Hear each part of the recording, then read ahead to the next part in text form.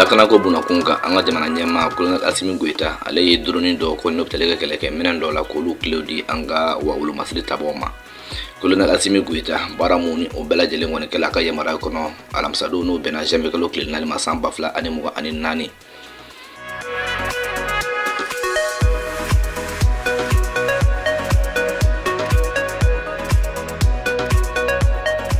Forma ko pavillon présidentiel kɛrɛnkɛrɛnla aéroport yi mun bɛ tali kɛ président Modibo Keita o ka aéroport yi o tɔgɔ dalen bɛ aéroport Bamako Senu.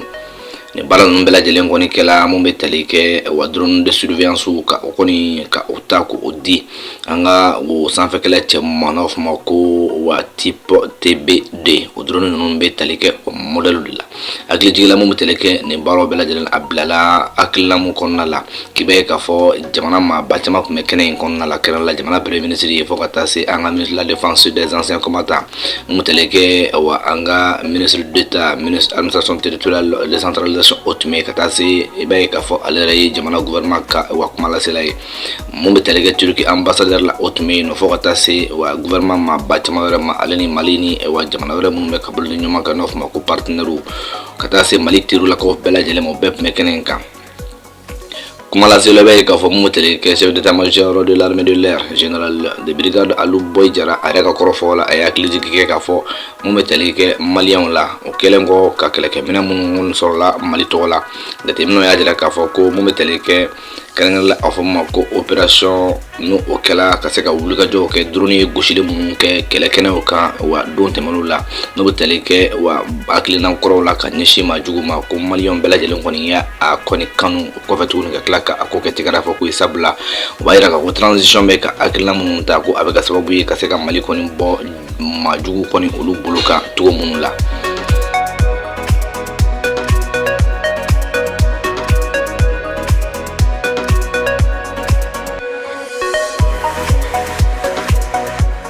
Kuma okumu kɔnɔna mun tɛlɛ kɛ an ka ministre de la défense des anciens combattants Colonel Sadio Kamara ale ye kɔrɔfɔ fana ta a y'a jira k'a fɔ mun bɛ tɛlɛ kɛ Mali la a ka kalekan fana don ka wulikajɔ kɛ fɛn fɛn bɛ tɛlɛ kɛ san 3 tɛmɛlen kɔ k'i bɛ k'a fɔ Mali kun turulen bɛ gɛlɛyaba kɔnɔna la mun n'i y'a ta k'a lajɛ an bɛ don min ko bi wa baara boloda kura minnu kɔni bɛ ka se ka Mali fana wa sɔn ka ɲininiw kɛ an ka kɛlɛkɛminɛnw bɛ se ka kɛ cogo min na ka se ka Mali ani maliyɛn dɔw bɛɛ lajɛlen lakana o baaraw kɔni o de bɛ sen na an bɛ don min i ko bi.